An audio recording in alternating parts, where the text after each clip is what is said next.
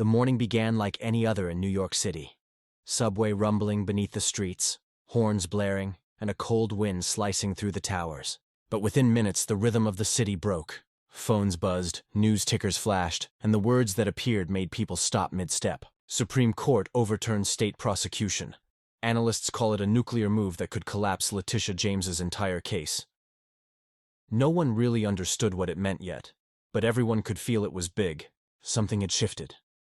In a small cafe tucked between a bookstore and a flower shop, 3 friends sat in their usual booth. The smell of roasted coffee beans filled the air, but none of them noticed. They were too busy staring at their screens. Daniel was the first to speak. He was a law professor at a nearby college. Quiet, careful with his words, always weighing things before he said them. "Well," he murmured, setting his phone down, "they actually did it." "I didn't think they'd go this far." Maria looked up sharply. She was a community activist, passionate and direct, the kind of person who believed every fight mattered. "You sound like it's a good thing," she said. "Do you realize what this could mean? They just crushed months of work, maybe years."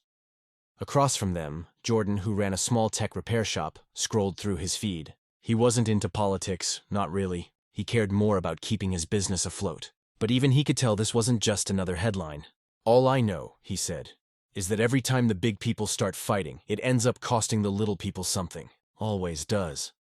Outside, people hurried by, faces half hidden behind scarves and uncertainty. Inside, the air felt thick. The cafe TV replayed the same segment again and again. Clips of courtroom steps, talking heads arguing, words like historic, power shift, and constitutional overreach. Maria leaned forward. "You think this is about legal theory? No, this is about power. When powerful people are finally challenged, something always gets in the way. Always." Her voice was steady but carried a spark of frustration. "How many times have we seen this happen?" Daniel folded his hands. "That's exactly why the system exists, to prevent emotional decisions. The court isn't saying anyone's innocent or guilty. They're setting boundaries. You can't just let one state decide the rules for the whole country." Maria shook her head. "Boundaries? Or excuses?" Jordan interrupted before it could turn into an argument. "Maybe it's both," he said. "I mean, sure, laws matter, but every time one of these big cases blows up, people start picking sides before they even know the facts. We stop listening. We just want to win." The words hung between them like steam from their coffee cups. Daniel sighed. "You're not wrong, Jordan, but you can't ignore how precedent works. If the state can overstep here, next time it could be you, or your business, or anyone." Maria crossed her arms. "And if nobody can challenge the powerful, then what? You talk about systems and balance, but balance only exists when people have the courage to act. Maybe this decision isn't balance. Maybe it's fear." For a moment, nobody spoke. The cafe door opened, letting in a gust of wind and a few new customers. The barista called out names, milk steamed, someone laughed in the corner. But at that table, everything felt strangely still. Jordan finally broke the silence. "Look," he said, "I don't trust any of them. Not the politicians, not the courts, not the billionaires. They all play chess while the rest of us are just trying to pay rent. Whatever this ruling is, it's not going to change that." Daniel looked down at his coffee, now cold. "Maybe not right away," he said softly, "but rulings like this echo. They change how things work behind the scenes, how power moves, how people interpret justice." Maria leaned back. "Justice," she repeated quietly. "Everyone says that word like it's a math equation. But justice isn't neat. It's messy. It's people. It's emotion. And sometimes the law forgets that." Outside, the city was alive with tension. On one street, protesters were already gathering, half cheering, half shouting. Some carried signs about freedom, others about fairness. Reporters set up cameras, microphones catching fragments of conversations. Historic day, abuse of power, defense of liberty. Everyone had a different version of what just happened, but nobody had the full story yet. Back in the cafe, Maria checked her phone again. "They're saying this ruling could stop other state investigations too. It's not just one case anymore, it's a whole chain reaction." Daniel nodded. "That's why they called it a nuclear move." He paused, his tone heavy but even. "Because once something like this detonates, you can't contain the fallout." Jordan frowned. "So what happens now?" Daniel shrugged. "Now we wait. Lawyers will argue, politicians will spin it, the media will fight over headlines. But the real question isn't what happens next. It's what people believe happened. That's what shapes everything." Maria looked out the window. Snow had started to fall, soft and quiet, as if the city was trying to calm itself. "You know what I believe?" she said. "I believe people are tired of waiting. Tired of watching those with power find new ways to stay above the rules. Jordan smiled faintly. And I believe people are tired of fighting over things they can't change. Daniel glanced at both of them, his expression thoughtful. And I believe, he said finally, that truth usually sits somewhere between both of you. But it's hard to see it when everyone's shouting. A siren wailed in the distance. The TV volume went up again. Another headline flashed. Political fallout expected nationwide. Maria muttered something under her breath. Daniel rubbed his temples, and Jordan pushed his phone away. They sat there a while longer, listening to the noise of the cafe, the muffled hum of the city beyond. Each of them saw the same story unfold, but each saw it differently. Through their own fears, their own hopes, their own sense of justice. To anyone passing by, it was just three friends having coffee on a winter morning. But beneath the surface, something deeper was happening. The Supreme Court's nuclear move had shaken more than just the legal world. It had cracked open a conversation that reached every corner of American life.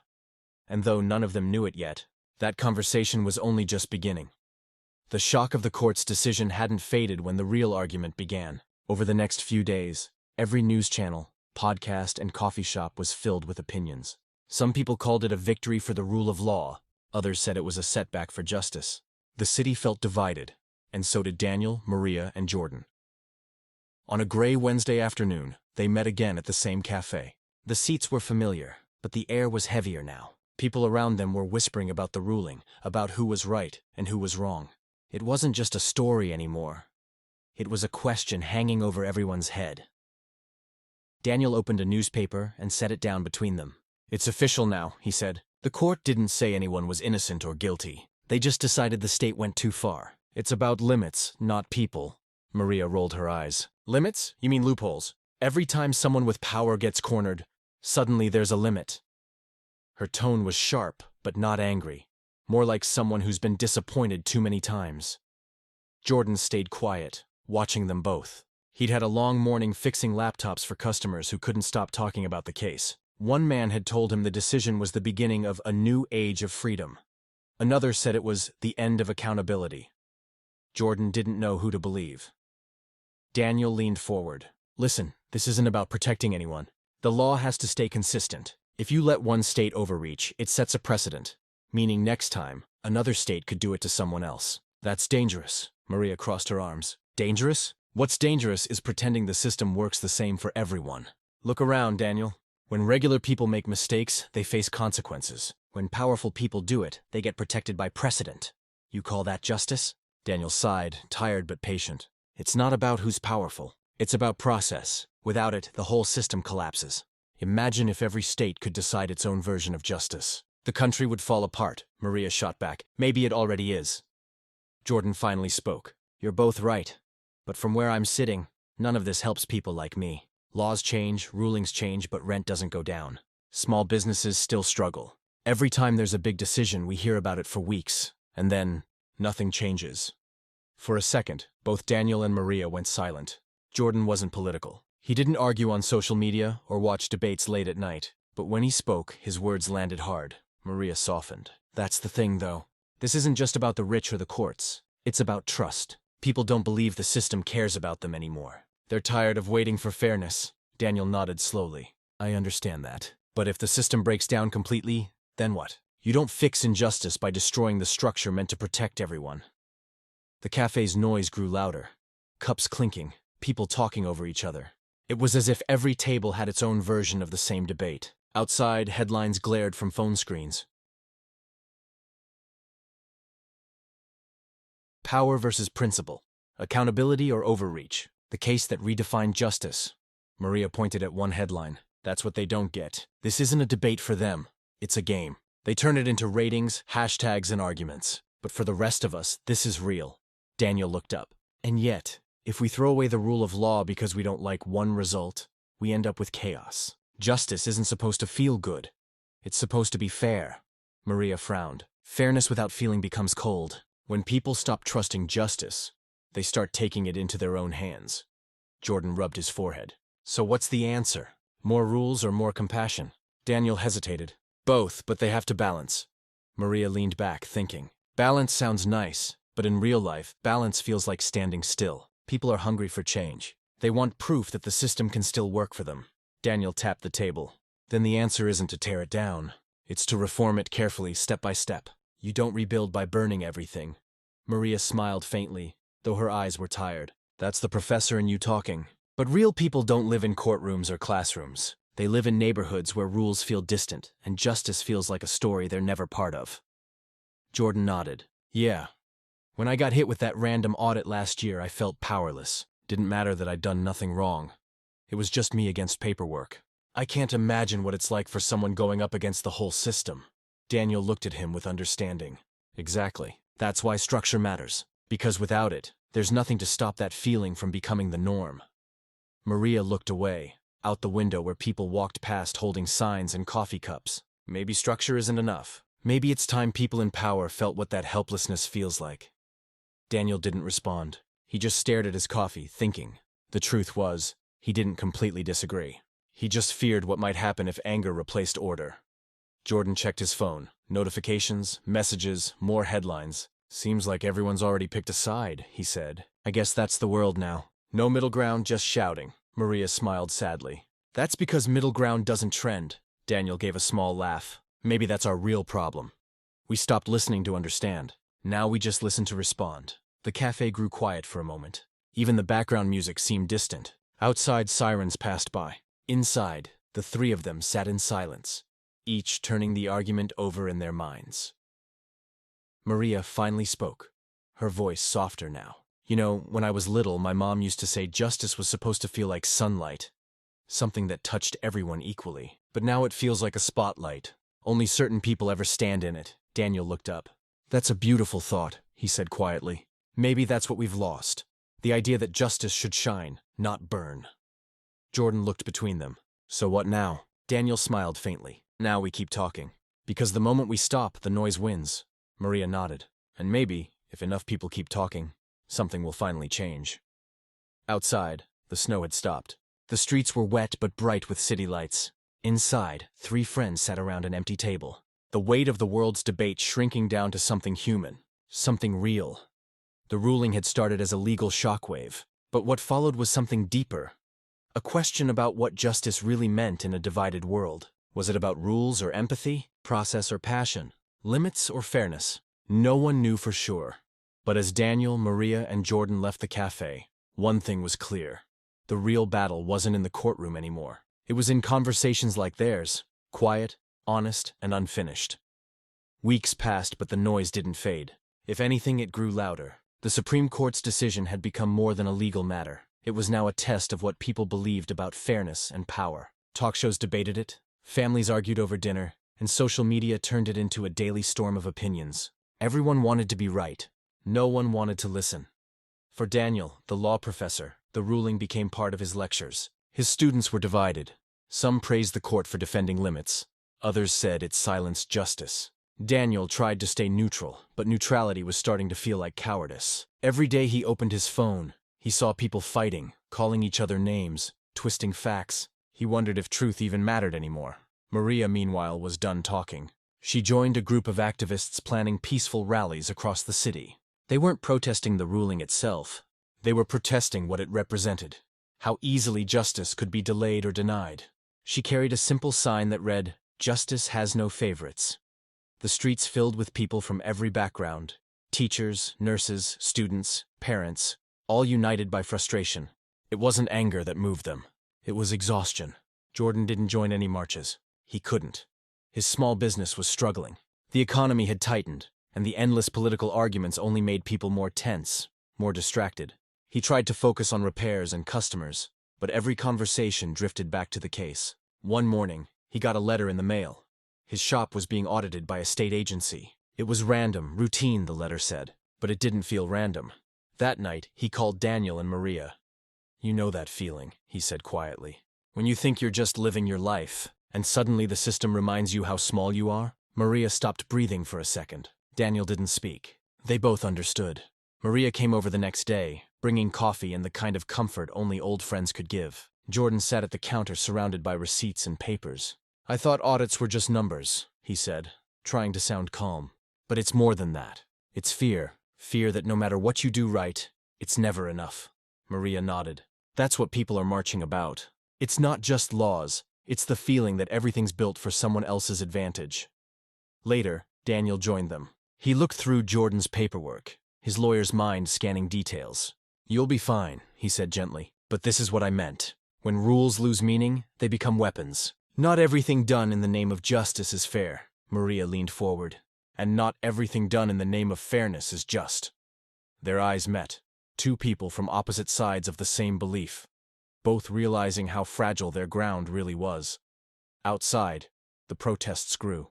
Some carried signs defending the court's decision, saying it protected freedom from government abuse. Others accused the system of protecting the powerful. Cameras captured it all. Reporters described it as a national debate on the soul of justice.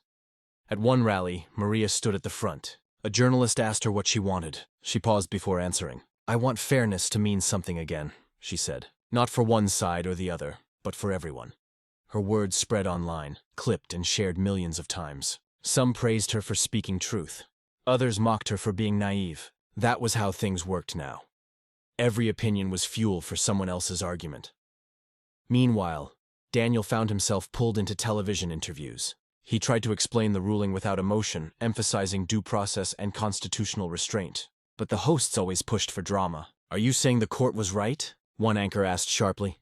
Daniel hesitated. "I'm saying the law has to remain predictable," he said. The anchor smiled. "So you're defending them." The clip went viral. Comments flooded in, some calling him wise, others calling him corrupt. He turned off his phone and sat in silence. Law, the thing he'd spent his life studying, suddenly felt distant. He used to believe knowledge could bridge divides. Now, he wasn't so sure. One night, the three met again at their cafe. It was quieter than usual. The city outside was tense but calm, as if waiting for something new to break. Jordan looked tired but more at peace. His audit was finally over. "You were right," he told Daniel. "It ended okay, but it made me realize something." Daniel looked up. "What's that?" "That fairness isn't about laws or leaders," Jordan said. "It's about how people treat each other when no one's watching. I had one inspector who was cold and rude, made me feel like a criminal. But another one actually listened, helped me fix mistakes. Both followed the same law, but only one felt fair." Maria smiled softly. "That's the human part," she said. "The part no rulebook can write." Daniel nodded slowly. "Maybe that's what we've forgotten. The law isn't meant to replace humanity. It's supposed to protect it." Maria sighed. "Then why does it feel like it's protecting itself?" Nobody answered. The silence wasn't awkward. It was honest. Outside, traffic lights blinked across empty streets. Inside, three friends wrestled with questions that had no easy answers. The next morning, the news said nationwide protests had begun calming down. People were still divided, but the intensity had started to fade. Commentators called it public fatigue. Others called it the calm before the next storm. Life was moving on, but the echo of the debate lingered everywhere. Daniel went back to teaching. He started one of his classes with a simple question. "What does justice look like to you?" The students' answers were wildly different. Some said equality, some said punishment, others said peace. He listened quietly, realizing how deeply personal the concept was. Justice wasn't one thing. It was many small things people carried in their hearts. Maria continued organizing, but her tone had shifted. She no longer shouted through megaphones. Instead, she began holding community meetings where people talked instead of argued. "Change doesn't always come from yelling," she told one crowd. "Sometimes it comes from listening." Jordan focused on rebuilding his business. He started hiring a few part-timers, teaching them how to repair phones, computers, anything that needed fixing. "One small repair at a time," he said to a customer. "That's how you fix things." Patiently. Even though they didn't talk about the case much anymore, all three carried it with them. It had changed how they saw power, fairness, and each other. The nuclear move, as the media still called it, had created more than a political ripple. It had revealed how fragile trust could be. Laws could guide, but people gave them meaning. Institutions could protect, but only if people believed they were worth trusting. In the end, Daniel, Maria, and Jordan realized something simple but powerful. Every debate about justice is really a debate about people, how they see right and wrong, how they forgive, how they fight, and how they hope. And though the protests ended, the arguments faded, and the city returned to its usual rhythm, the question remained alive between them. What kind of justice did they want to believe in? None of them had the answer. But maybe that was the point. Justice wasn't a destination. It was a journey they were all still on, walking together, sometimes in disagreement, but never in silence. Months passed, and the storm that once shook the country began to quiet. The news cycle had moved on to other stories, new controversies, fresh debates. But the echoes of the Supreme Court's nuclear move still lingered. People weren't shouting anymore, yet something deeper had changed. It wasn't about headlines now. It was about perspective. Daniel, Maria, and Jordan had returned to their daily routines. But none of them were the same. The ruling had forced them to look at their beliefs in a new light. What once felt clear-cut now felt layered and uncertain. They'd learned that justice wasn't only found in laws or protests. It lived inside people's choices, their patience, and their willingness to listen. One crisp autumn evening, they met again at the same cafe where it all started. The air was cool, and the city was glowing with orange streetlights and the hum of evening traffic. The world hadn't changed overnight, but it felt different, more aware, more cautious. Maria arrived first, wrapped in a red scarf. She smiled when she saw Daniel and Jordan walk in. There were no headlines between them this time, no fresh outrage, just three friends ready to talk. "So," Maria said as they sat down, "did justice win?" Daniel stirred his tea before answering. "Justice doesn't win or lose. It just changes shape." He looked out the window. "Some people think the court restored balance. Others think it destroyed accountability. But truth is, the decision forced everyone to look at how fragile fairness really is." Jordan leaned back. "You sound like you're giving a lecture again," he said with a grin. Daniel laughed. "Maybe I am. Old habits." Maria smiled. "I don't know if justice changed, but people did. I see it in the meetings I run. Folks aren't as quick to take sides anymore. They ask questions. They want to understand. Maybe the chaos actually woke them up." Jordan nodded. "Yeah, my customers too. They talk about politics differently now. Less yelling, more thinking. Maybe that's progress, even if it's slow." Daniel leaned forward. "That's how democracy works, isn't it? Slow, imperfect, sometimes frustrating, but always moving forward, one conversation at a time." They sat in silence for a moment, each thinking about how far things had come. The cafe's soft music filled the air. Maria broke the silence. "You know, I used to think justice was something you could demand, like flipping a switch. March enough, shout enough, push enough, and things would change. But now I see it's more like light. You can't force it. You can only let it spread." Jordan looked at her. "That's beautiful. I used to think fairness was just about rules, but after that audit, I learned it's about people. The ones who choose to act with decency when no one's watching." Daniel smiled. "And I used to think the system was enough on its own. But laws are only as strong as the people who believe in them. Without trust, even the best system collapses." The waitress came by, refilling their cups. The smell of fresh coffee filled the air, grounding them in the moment. Outside, the city kept moving.